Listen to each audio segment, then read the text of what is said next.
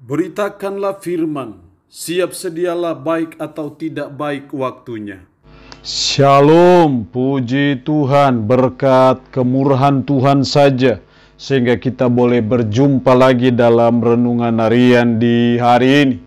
Mendengar firman itu satu yang sangat penting, karena iman itu timbul dari pendengaran, dan pendengaran akan firman Kristus. Nats firman Allah yang menjadi renungan kita bersama di hari ini saya ambil dari Injil Lukas pasal 9 ayat 37 sampai dengan ayatnya yang ke-43. Secara khusus saya akan baca ayatnya yang ke-40 dan 41. Firman-Nya berkata demikian. Dan aku telah meminta kepada murid-muridmu supaya mereka mengusir roh itu, tetapi mereka tidak dapat. Maka kata Yesus, hai kamu angkatan yang tidak percaya dan yang sesat, berapa lama lagi aku harus tinggal di antara kamu dan sabar terhadap kamu? Bawa anakmu itu kemari. Ayat 43a, maka takjublah semua orang itu karena kebesaran Allah. Demikian kebenaran firman-Nya hari ini yang mengajar dan menasihati kita, takjub akan kebesaran Allah. Bahasa takjub sama juga dengan heran, bisa juga dengan rasa hormat akan kebesaran Allah. Itu renungan kita di hari ini. Secara khusus dalam ayat 43a, maka takjublah semua orang itu karena kebesaran Allah. Bagaimana ketika Yesus menyembuhkan seorang yang dirasuki oleh roh jahat, dan roh itu terus membanting-banting dia. Tapi Yesus akhirnya menghardik dan dia mengalami kesembuhan. Dan akhirnya orang banyak takjub. Maka takjublah semua orang itu karena kebesaran Allah. Bagaimana supaya kita bisa takjub akan kebesaran Allah? Apa yang membuat kita bisa kagum akan kebesaran Allah dalam hidup kita? Supaya kita bisa takjub akan kebesaran Allah, maka kita harus mengalami kebesaran Allah dulu.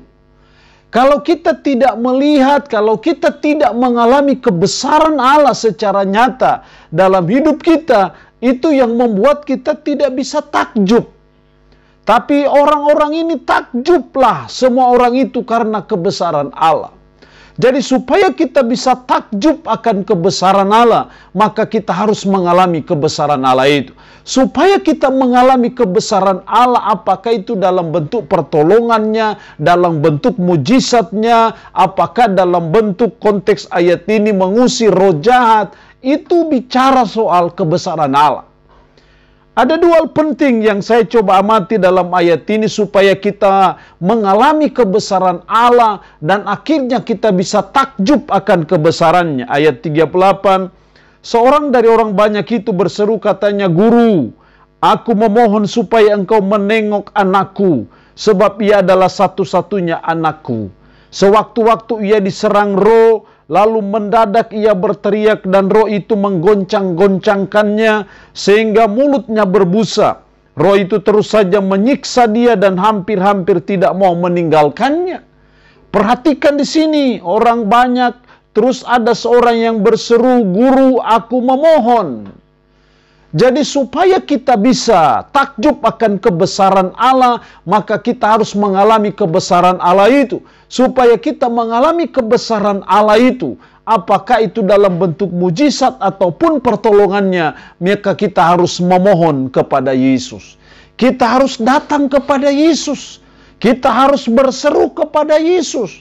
Guru, aku memohon supaya engkau menengok anakku. Jadi tidak mungkin kita bisa mengalami kebesaran Allah dan akhirnya takjub akan kebesaran Allah kalau kita tidak datang kepada si pembuat kebesaran Allah itu, yaitu namanya Yesus Kristus.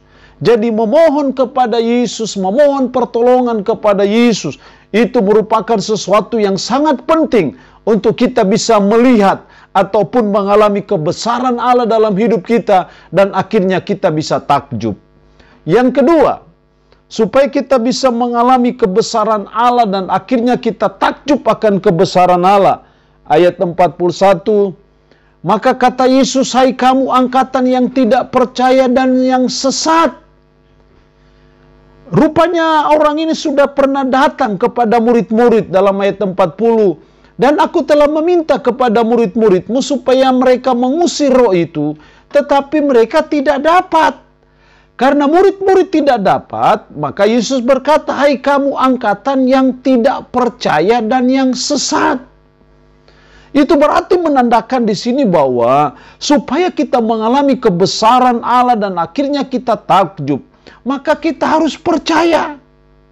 Jangan tidak percaya. Tidak mungkin kita bisa mengalami kebesaran Allah kalau kita tidak percaya. Karena kepercayaan kita, keimanan kita, keyakinan kita itulah yang bisa menarik kuasa Allah sehingga kebesaran Allah dinyatakan dan didemonstrasikan. Itu semua lahir dari suatu kepercayaan, suatu iman ataupun keyakinan.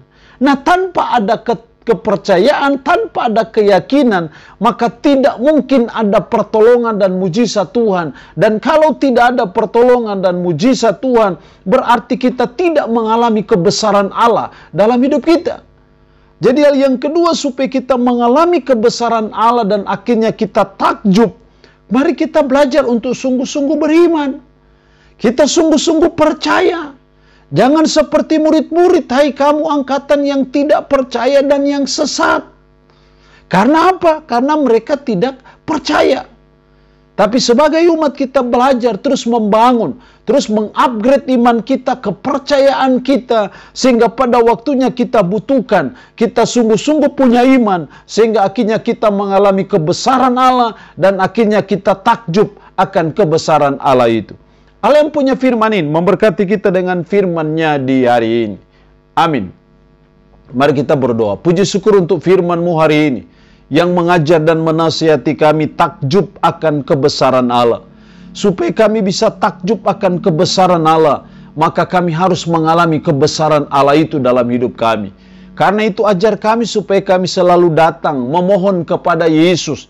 Tolong kami supaya kami percaya ataupun beriman, maka kami akan mengalami kebesaran Allah itu dalam hidup kami.